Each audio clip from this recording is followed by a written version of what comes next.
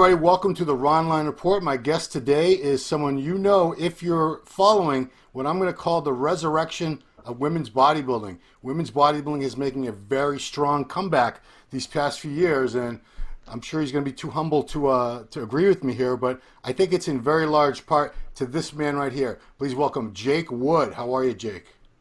I'm good, Ron. How you doing today? Doing well. So I've been going to the Tim Gardner shows now for a couple of years, and I've been going to the Wings of Strength sponsored events, Chicago Pro, and seeing everything you're doing with your Rising Phoenix shows, your Romania shows. But I know nothing about Jake Wood, the man. So before we get into all that stuff about women's bodybuilding and contests, I just do want to know a little bit about you. What's your background? What led you to become a promoter and a supporter of the sport? Well, let's start off with the background part. Yeah, I've been a manufacturer of internally threaded aircraft fasteners all my life. It sounds like it's some pretty boring stuff, but it was pretty exciting to me. Basically, anytime you get on Boeing, Airbus, McDonnell Douglas, even though McDonnell Douglas has been bought out by Boeing, they're still kind of a separate entity. Raytheon, Cessna, it doesn't matter what you fly. Wow. We're holding it together. So you guys are the only, or your company was the only company that did that, basically, for American aircraft? We had about 70% of the market when it came to the large volume fasteners. Yeah, it's a pretty large chunk of the market right there. So when did you get into bodybuilding? What got you into weight training and bodybuilding originally? And, I don't have a really great answer for that. It's just something that has always fascinated me ever since I can remember.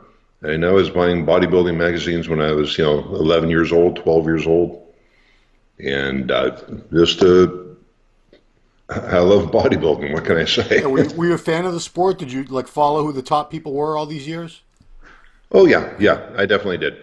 Yeah, I took a kind of a hiatus from the sport as far as following it when my kids were in high school from, 93 to about 2003. Okay.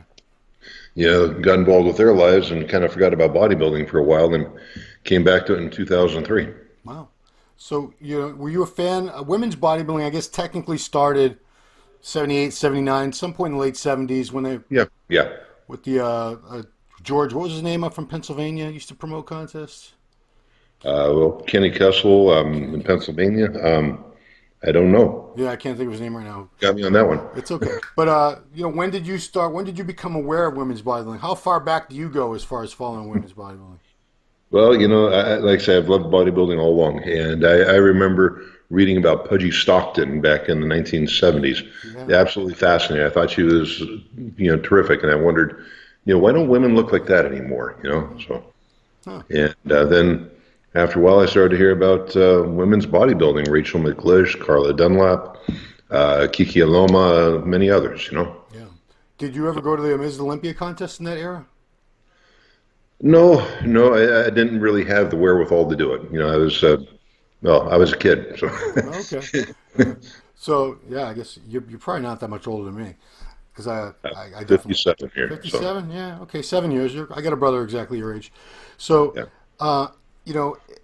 I can recall I started going to the Ms. Olympia in 91 when it was in LA, and I think that was Linda's second win, and Bev Francis was runner-up. But it always struck me as odd later when the Ms. Olympia finally went away years later, people made references to, it couldn't sustain itself, and people didn't buy tickets to see women's bodybuilding. And I remember I went to the Ms. O for probably like five or 8 years in a row, and they were sold out, and these were big, Shrine Auditorium in Los Angeles. I think that seats 5,000 or 6,000. So it puzzled me that people would say that. When did you see? I'd say the high point was probably Rachel and Corey, and then Linda. As far as popularity, like it was on ESPN. They had their own. They had their own TV shows. Ms. Olympia back then. Yeah. Corey had a great show. I think it was after she was Ms. Olympia. I'm not sure. But when do you consider the peak of that? The first couple decades of women's bodybuilding for you? Definitely, while Linda Murray was Miss Olympia. I mean, and I kind of see the drop off as being when Joe Weider really wasn't any longer involved. He wasn't looking out for that particular part of the industry. I mean, that's basically what kept it all together, I believe. And as soon as Joe was gone, nobody was balancing, the look of what was going on. I mean, he always, whenever, Linda was winning, he'd always also, obviously he's putting Linda on his, covers and, a lot of other places all throughout the magazine, but he also had, Sharon Bruneau. Yeah. He also had Anya Longer and a number of others. In other words, he presented a full spectrum view. Tanya Knight, remember Tanya Knight? Oh, very well. Yeah. I mean, they were on the covers of Flex magazine back then. They would, you'd see like a Sean Ray or something with the Ms. Olympia time. They would pair them with male bodybuilders on the covers, and they were very marketable. I mean, I used to buy those magazines. I didn't. If you told me you shouldn't be, you're 18, why are you buying a magazine with a woman bodybuilder on the cover? It was almost as popular as men's bodybuilding. I don't think it was ever as popular, but there was definitely a time when it was getting right there. Yeah. There's a million theories and opinions as to why things started to take a turn. What do you think happened? Well, like I kind of just said there, I feel very strongly that Joe Weider was no longer active, and he was getting older, wasn't doing as much, and eventually, obviously, he passed. He wasn't there to maintain things. He wasn't there to kind of be the guiding force. He was always out there trying to, like I say, present a full spectrum of different looks. Right. When Linda was there, again, like I say, you had all the different looks that we've just been talking about. Yeah. And it kept people looking at it going, hey, I want to do that. I really like looking like that, right. And even if, and many women would say, hey, if I can't look like that, that's okay, but I like the way that looks, and I'll buy the magazines. Yeah. Because I've interviewed Linda a few times, and we've talked about that. We've gone through this, and she mentioned that for her, the turning point when she knew it was time to get out because she wasn't willing to look a certain way that the judges were rewarding was when Kim Chizevsky started winning. I can't recall, like 93 or 94 or something, 95. And to her, that extreme condition that Kim was the first woman to ever just be like, she was as lean as like the late Andreas Munzer, I think. I mean, she had details everywhere you looked. She was dry, grainy, like Dorian at his best. And people blame the judges, say, why'd you reward that? Or they blame the athletes, say, why did you take it to such an extreme point? Do you think anyone's to blame? Or it's just that's the natural evolution of the way things went, and they decided at some point, we've let this go too far. We got to pull the plug on it. I still keep going back to the same point. I see what you mean. I mean, a lot of people did say that women's bodybuilding went too far, just like they've said the men's bodybuilding has gone too far in terms of the extended guts and all this kind of stuff. All for the extra pound of muscle. Right. It's a subjective sport. A lot of opinions out there. What are the facts? It always comes down to me is that nobody was truly taking care of the overall marketing of the sport and paying attention to it. Yeah. Joe is the godfather of all that went on there, and both these things we're discussing happened after his influence went away. Yeah. Yeah. He was I never knew the man. I probably met him once or twice, but he was he's been described by all these athletes at the time as like a father figure that mentored them, and he kept things moving in the direction that was going to be beneficial to everybody. And the sport thrived pretty well during his heyday. But when did you get involved? I believe it said on your website, Wings of Strength was founded when? Was it 2011? I think we originally came up with the idea in 2010. 2011, I believe, is when we actually incorporated. So what was the idea? Well, originally, I'd wanted to, when I retired, I sold the aircraft fastener business, and I wanted to retire, and I wanted to promote bodybuilding, period. And I had no idea how to do it, absolutely no clue. So I started going to shows, I started to look around, trying to understand, what was happening, how did the NPC work, how did the IFBB work, how did things balance between them, how do you get in a position to promote your first show? Right. I had no idea. And then all of a sudden one day I heard that Tim Gardner's show in Tampa, needed a sponsor, or else they had to cancel women's bodybuilding. Oh, wow. So, I said, oh, okay, well, let's try this and see what happens. Hmm. You know, so So that was the yeah, first show that Wings of Strength sponsor was 2011 or 2012 Tampa Pro. yeah, 2011. So I'm Okay. pretty sure. Because I Yeah. believe that's right around the time the Ms. Olympia went away. I think Uh, 2012 was I 2012 don't the know. Miss last year. Olympia, the last Miss Olympia was 2014. Oh wow. Okay, so it went on for a couple more years. Yeah. You know, It was the Miss International that went away in 2013. right. You know, Yeah. did you try to or think about getting involved in either of those events at the time, or was Oh, that? absolutely. Yeah, Yeah. absolutely. And Okay. when I heard that they're going to go ahead and cancel the Miss Olympia, uh, I tried to license the Miss Olympia, Hmm. and the asking price through Robin Chang was, and well, obviously David Pecker as well. Yeah. Uh, it was, and I think also Eric Weeder was involved because he owned 50% of the Olympia name at that time. Okay. Um, the asking price was $50,000 a year every single year, Oh. Okay. and without any continuity from year to year, no guarantee you get it the next year. Oh wow. Okay. And they control your look. They have final say on what venue you use and many other things. Okay. And to me, that was just a losing deal. I couldn't justify that. I mean, you know, Yeah. Right. Right. yeah. So with that, I said, okay, let's go ahead and start a new show, and we'll take that same $50,000 and we'll just make that first prize. So Wow. Okay. yeah. So that's what year was your first? Was Rising Phoenix your big show from day one, or is that more recent? Well, it is our only real championship. I mean, Okay. it was we've obviously had the Chicago Pro Show, and we were involved in the Tampa, and then but we were just sponsors at the Tampa. Yep. But yeah. So Chicago Pro is really our first big show, Okay. and then came the Rising Phoenix. Yeah. Because I mean, And Chicago Pro is held in conjunction with other events, but Rising Phoenix is entirely your production, right? yes, yes, Right. Okay. yes. So it's been going on since what was the first year you did it? 2014. No, 2015. Okay, so this year is the 15, 16, 17, 18, fifth annual. Yeah, it will be the fifth annual. You bet. Okay. Yeah, so that is happening. I just want to make sure I get the date right. September 7th is the big day of the weekend. Yes, sir. Okay, Rising Phoenix. At Wild Horse Pass in Chandler, Arizona. Yeah, it's in Phoenix, Arizona. I thought it was Rising Phoenix, like an analogy about the actual Phoenix bird, but it's a city too. But All of that, it all goes together, right? so I'll work backward on this one. What are the prizes for this year's Rising Phoenix World Championships? The prizes, well, first prize is $50,000 and a classic American sport muscle car. Wow. Right now, we're looking at haven't bought it yet, but looking at the Charger, what do you call that? The ST? What's that? The Charger ST? The Hellcat. The Hellcat. Yeah, yeah, yeah. The Hellcat Red Eye. Nice.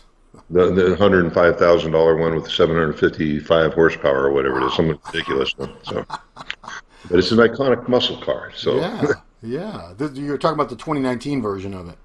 yeah, Or you bet. 2020, whatever the case may be. Yeah, I think it's 2019. Okay, so But now my next question is: when the Ms. Olympia finished, yes, what was first prize for winning the Ms. Olympia at that time at the final one? Do you know? I'm not positive, but I believe it's $24,000. Okay, so they're Yeah, getting 50,000 cash prize plus yeah, a car that's probably worth a little bit over $100,000, a muscle yeah, car with 1,000 horsepower or something something yeah. ridiculous. Just hope nobody hurts themselves with it. Sure, So, they'll drive the speed limit, double nickels everywhere they go. But so that leads me to my next question: is that was a big excuse that was given. I don't want to vilify the Arnold people, the Olympia people. I work with them, and they do oh, great work. And I oh, just I work with them too. right, So, right. You work with them too. But I mean, I remember hearing maybe it didn't come up from any. It was never an official statement, but it came down the grapevine that we couldn't get enough sponsors to sponsor Ms. Olympia anymore, so just financially it didn't make sense. So a lot of us assumed when we heard that, oh, okay, yeah, women went too far, we can't get any sponsors, so there goes the Olympia. It sucks, but what are you going to do? And no, now here you are, tripling. No, my math is horrible. So that's six times basically. Six times the prize you would have got for the last Ms. Olympia is now what you're awarding at your show. Yes, yeah. How did you get sponsors interested in women's bodybuilding if it's so unmarketable? Well, when we first started our website, which was a pay-for website, and the basic idea was the same as any other website like it. You go there, you pay your $17.99 a month membership, and you view all the photographs that we have there of just thousands of female bodybuilders, right? And the first year we generated, our net on that was just a little bit over $1 million. Wow. Yeah. I appreciate your candor, Jake. Very few people would be giving all these details. Oh, excuse me, I said net. My mistake. Gross. Gross. Okay. Okay. But since then, that website, like many pay websites, just tube. With the, with social media out there and photos for free everywhere. Right. So why should they bother going ahead and pay? And frankly, it became unworkable. Yeah. Since then, we've reworked our model to where we're going to be a traffic-driven website, and that's something we're still putting together. Okay. Here in the next year, you're going to see a big media push through AMI. David Pecker has been absolutely wonderful in working with us and what we want to do. So a big help. Yeah, and your partners are your presenting sponsor of the Olympia weekend this year, correct? Yes, we are. Okay. So how did that come about? And then I'll ask the leading question after that. But how did that come about that you became involved with the Olympia weekend? Well, what was it? Last year we purchased Digital Muscle. Oh. Dan Solomon. Yeah. Was working with us, and we were currently trying to merge Digital Muscle and Wings of Strength together, looking for. Well, I won't say that publicly. Okay. And so we were working on that project, and Dan came to me one day and he said, Jake, I've got this offer from EMI. They'd like me to work with them on the Olympia. And I thought, and Dan said, look, my first obligation is to you, and I need to clear this with you. Yeah. And I looked at him very simply, Dan, I like you, and that's a dream job. Why would I stand in the way of that? So Dan took the job there with AMI, and then he and I talked about it, a few months later, and he said, why don't we all sit down and talk to David? Because David has some ideas. And we did, and David offered a lot of help as far as pushing women's bodybuilding in his magazines. Oh, wow. Okay. Of course, he has his criterion for the look that he wants, and I understand that. So we said, let's go and do this. I think at the end of 2 years, it's going to be good for everybody. Okay. And I haven't seen like Muscle and Fitness in a while. Have they started incorporating female bodybuilders again? Just barely started, yeah. Okay. Yeah. Like, who are some of the names? If you don't know, that's fine. Like a name, like one model that's been in Muscle and Fitness.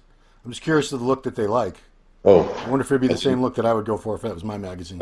Linda Murray, of course. Alina Popa. Okay. I think Teresa Vonsek. Soon we'll have. We're going to have Natalia Kovaleva and a few others. Okay, so they're not afraid of a little bit of muscle mass. It sounds like. No. Okay. Yeah, they're not afraid of the muscle mass, but they want they like a pretty face too. So. Right. Wings of Strength also works with women's physique, correct? Women's physique athletes. We are starting to, yes. Okay.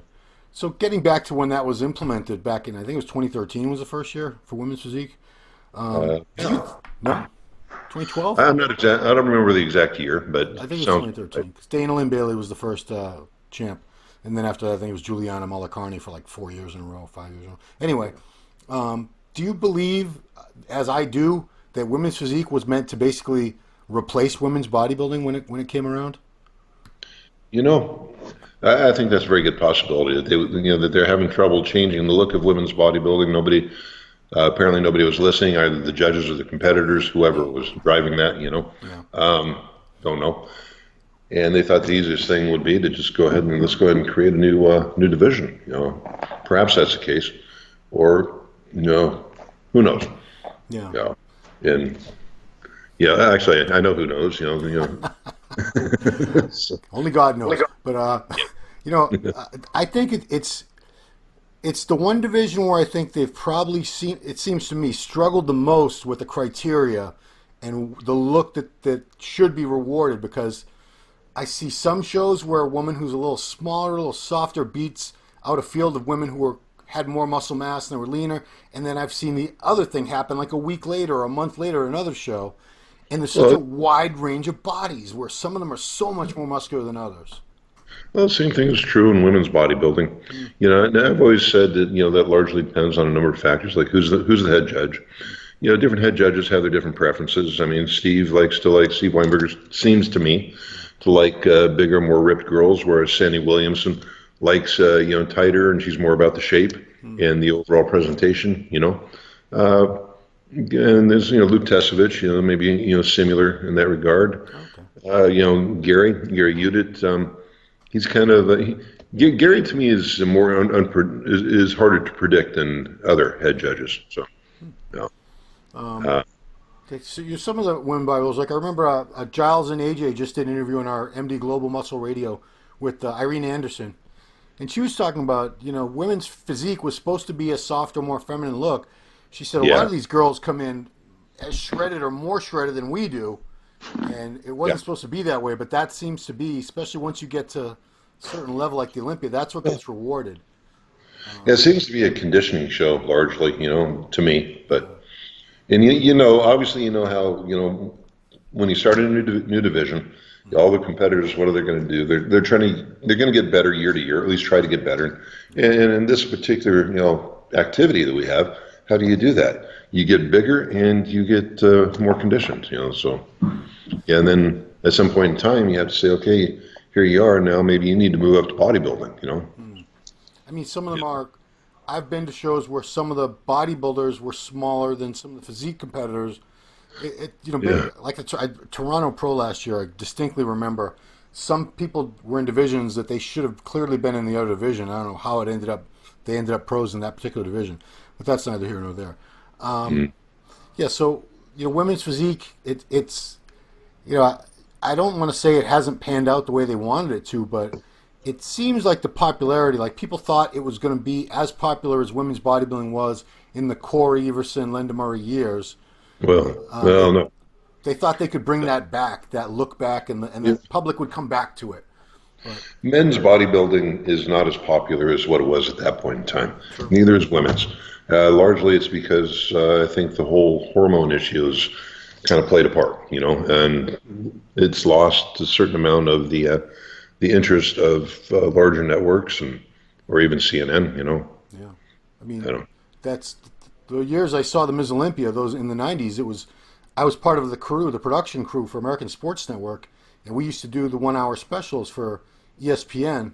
I think later it moved to ESPN2, but people, their minds are boggled when we tell them, the Mr. Olympia and the Ms. Olympia and the Arnold Classic used to have 1 hour specials every year, just like any other major sporting competition. But, it's been a very long time. And that's, I worked for the company that we produced programming for ESPN 1 and 2, and that was what came back to us, was that they were getting very, very uncomfortable with the association with steroids with these athletes. So that's why they basically pulled the plug on all that. Anymore today, you just go ahead and take a very well-conditioned, muscular track athlete.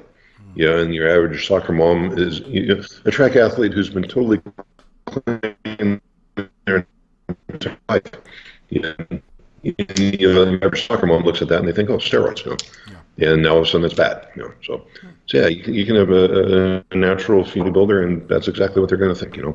And part of what we're seeing, with everything we do is people need to be free, particularly women need to be free to do what they want to with their bodies. It's their body, So this is the first big event you have coming up, because we also have the Romania show November 1, 1st through 3rd, but the Rising Phoenix is coming up.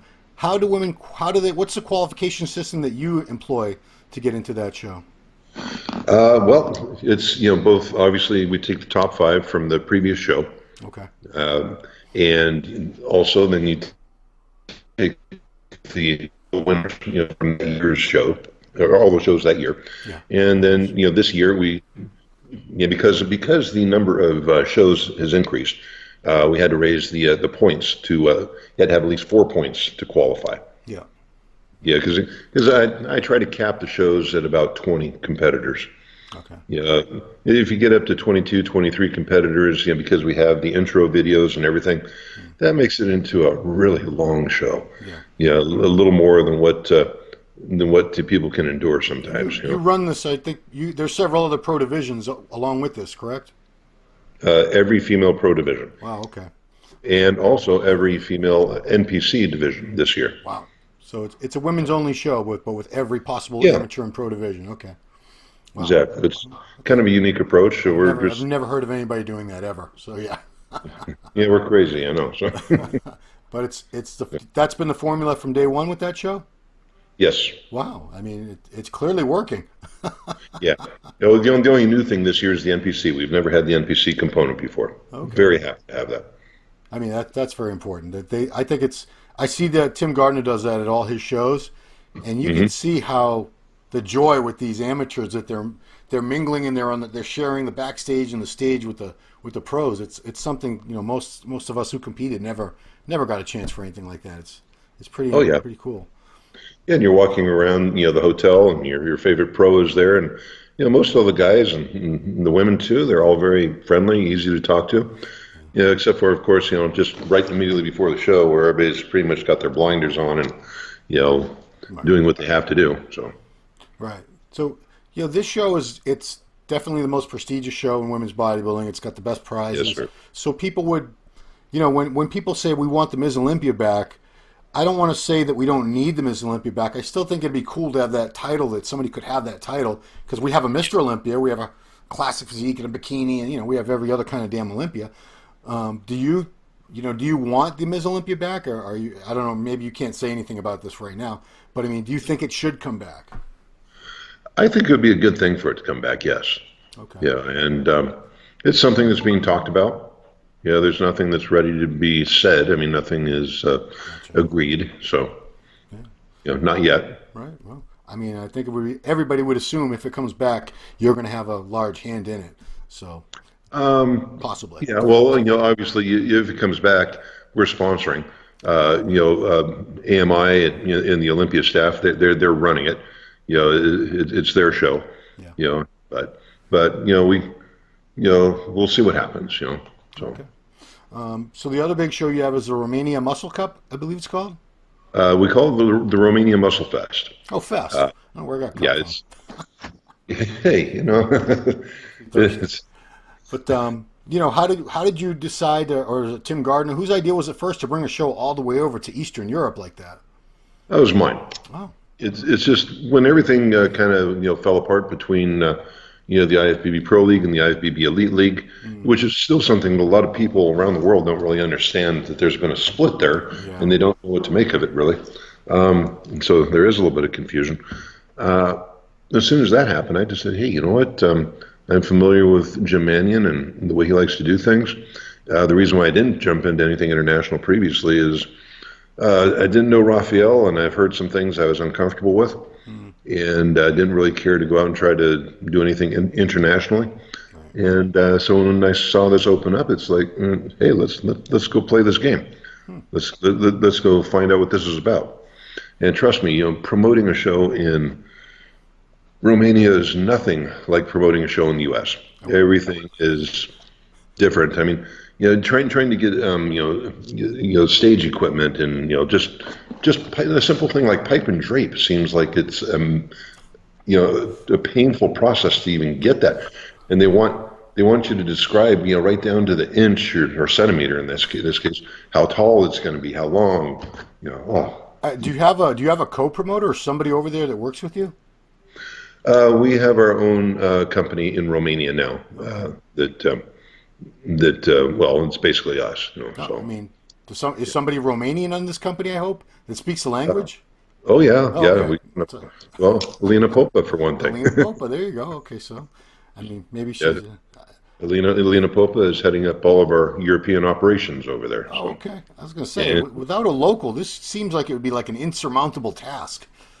It almost is, and particularly when you have the what is it, NRCF over there, which is basically the local division of the IFBB Elite League.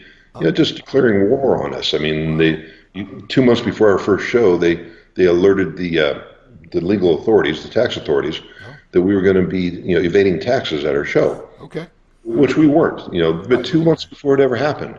Yeah. And so we have a show, we're being investigated, and we didn't know it at the time. Yeah. And what they did to us is we had a ticket selling agency over there. Yeah. And, because the NRCF is part of the government, literally, all sports are part of the government. The bodybuilding community over there, the bodybuilding organization is part of the government. And he's paid through the government. He receives government funds for his bodybuilding division or for his bodybuilding league. So where am I going with this? Basically, what they did is they got together and they made our ticketing agency quit on us 1 week before our show. Oh no! Basically, told them, hey, bad things are going to happen to you. You're not going to be able to sell tickets to all these different sporting events unless you quit. Oh, jeez. Yeah, so 1 week ahead of time. So their hope was that we were going to start selling tickets cash, right? I guess. Oh, it was a trap. I didn't realize it was entrapment. Go ahead. Yeah. So if we're selling tickets cash, then it really could look like we're cheating on our taxes, right? Yeah. Well, fortunately, we were just barely smart enough to realize this is a problem. We better find somebody, and we did. Okay. So, some friends, a friend of ours, Ciprian, Grasso, he helped us out, which I really appreciate. Yeah, cool. I can never pronounce his name right. Chiffon. Yeah. Ciprian. Because Ciprian. So, when did you? It sounds like it's still a lot of work promoting over there. The athletes. This is how many years you've been doing the Romania show now? Last year was our very first year. Oh, that's right. Okay. In our very first year, it was the largest pro show ever in Europe. Wow. Okay, because the split happened at the 2017 Olympia. So it generally takes, it takes at least a year for the IFBB Pro League or NPC International to move into a new country before the athletes aren't, falling for the scare tactics used by the Elite Pro, where they're telling them these people you're going to be banned for life. You're never going to get your pro card if you compete with them, and they're terrible people and this and that. Because I've talked to guys who promote, like Victor Martinez and John De La Rosa promoted an IFBB Pro League show down in Dominican Republic, and they had a lot of local trouble the first year. But they said, the second year, once the athletes saw what they were all about, how they ran their show, it's going to be much, much smoother. So this will be your second year then? This will be our second year. Okay. And they caused us plenty of trouble earlier in this year. Okay. And the way they did it is, through the government, they went out and reserved all of the venues that we wanted. What? Yeah, for the entire month where we were going to have our show. With government money as a down payments. Actually, since all these venues are also government run, you don't need there's really no down payment. It was all just kind of handshakes going on. And hey, Billy Bob, June to October 3rd, you're booked, just like that. Yeah. Wow. Yeah, pretty much. And so we were there for over a month, pounding around trying to find a place. And during that month, I had funny guys coming up to me offering drugs, women, whatever I want, and I know where they were coming from. They're trying to set us up. I was like, this is crazy. And now they're trying to charge us with organized crime and money laundering. Oh boy. Oh yeah, it's a battle. It's a war. I mean, but it's the type of stuff I like. I think a lot of guys would have pulled up stakes and ran home by now. No, I just got the best lawyers in Romania, so now we just sit there and fight. Have you picked up the language at all? A little bit? Yeah, I have. You can have like basic conversations? No, but enough to say Buna, ce faci? What's that? Where's the bathroom? No, it is hi. How are you? I need to know where the bathroom is, though. Okay, cool. Okay, so those are the two big shows for this year. Do you plan on expanding, or are you good with? You got a lot on your plate now. Are there any plans for more shows, more expansion? Yes. Of course there are. Yeah, we don't know where we're going to go. We've already looked at Athens, Greece. we're not real happy with everything we're seeing over there. Oh boy. Uh, maybe maybe Zurich next. So Wow. we'll see. You're coming up with some unique locations. Everybody else is the standard London, Paris, Rome. But Yeah. this is cool. Well, one thing that we're really looking for is we have now the license for one amateur Olympia. Oh. Probably by the end of this year, we'll have the license for two amateur Olympias. Oh, wow. And we have to decide where to put them. Do you know, is there a certain part of Europe has a lot more of a fan base for female bodybuilding, or is it pretty evenly distributed around Europe? Well, I'm really looking for places where there's fan base for all of bodybuilding. Okay. Doesn't matter whether it's female, Right. male, whatever. And typically, my experience is that they kind of go hand in hand. People like bodybuilding; they like bodybuilding. Yeah. So, I mean, are there any countries that you know of in Europe that have a lot more UK's to me seems to me like they support bodybuilding a little better than the rest of Europe. the UK does, but I think it's more popular in Eastern Europe. Yeah, the problem is the shows in Eastern Europe have been terrible, and not so much terrible. I mean, there's a lot of great competitors, Right. but the production and everything and the way they treat their athletes just isn't so good. So a lot of the stuff that's happened there has been kind of suppressed. Yeah. So I think there's a lot of suppressed demand in that area. I hope I'm right. So Yeah. yeah, but you were talking earlier, when some of the other governments involved would go ahead and threaten, I won't say the governments, but at least the other, the other, yeah, the other guys. Yeah, in countries like Romania, you have to think about the culture there. During the 1960s, communism took over in that country, and basically what happened was anybody who went against the government or went against the authority, bad things happened to them. Sometimes you never saw them again. Right. So you had that mentality. You don't go against the authority. And so when the authority comes out and says, you better not compete with these guys, that's not just, hey, you're going to be banned. Yeah. That is an existential threat to those folks. Wow. That's the way they see it. Yeah. I mean, they grew up in a police state. Yeah. Yeah.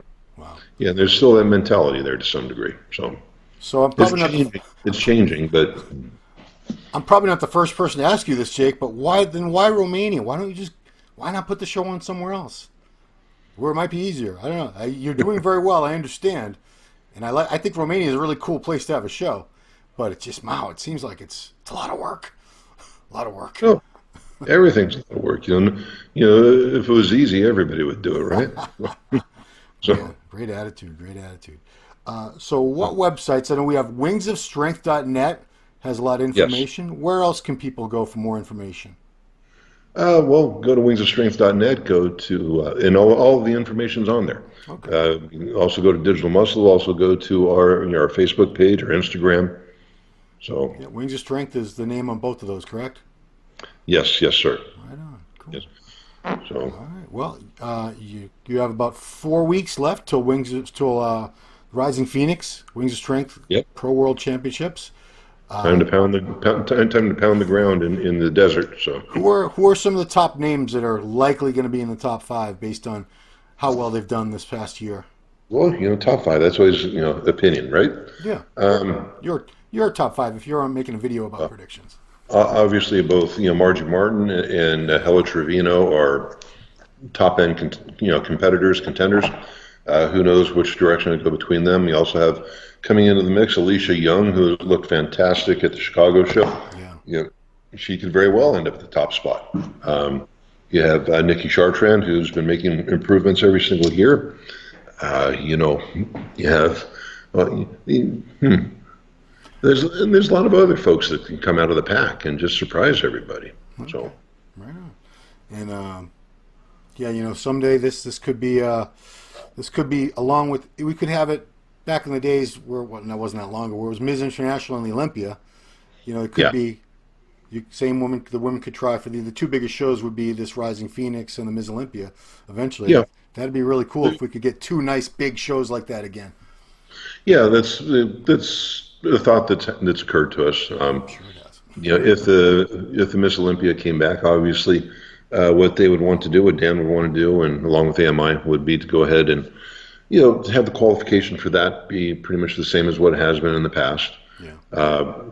And if they did that, which I presume they would, we'd probably move into an invitational position at the Rising Phoenix. Okay.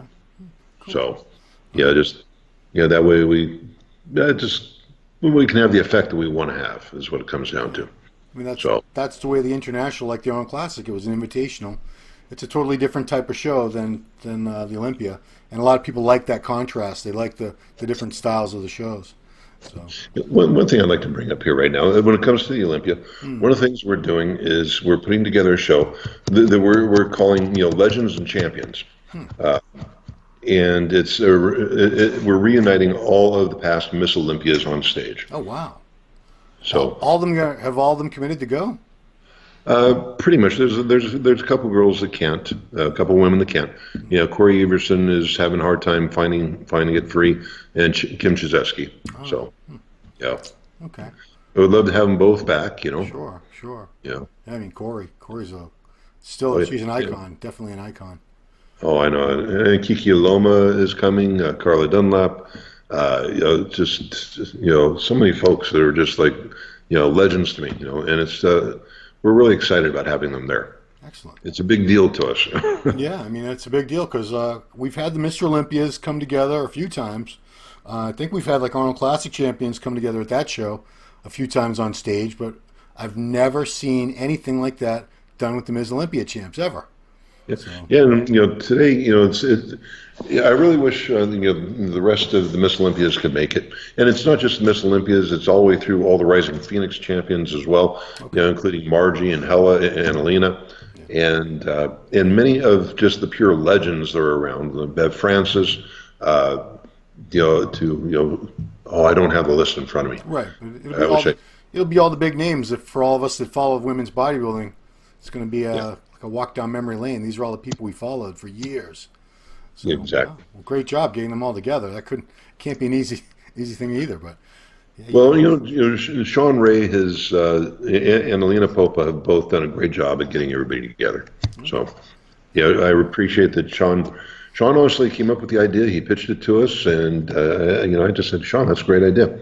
Yeah, because part of our sponsorship there is we have an hour on the expo stage, both on Friday and Saturday. Oh, wow. And we were saying, well, what are we going to do with this hour? Yeah. Oh, here's an idea. Let's do this. Yeah. Wow. That's better than arm wrestling. Yeah. For me, it is. Absolutely. Well done, sir. Okay. I want to encourage everyone again to go to wingsofstrength.net for information on the two big shows coming up, Rising Phoenix Women's World Championships and the Romania Muscle Fest happening in November, all the way over in Romania for all you European fans of bodybuilding. And social media, it's all under Wings of Strength.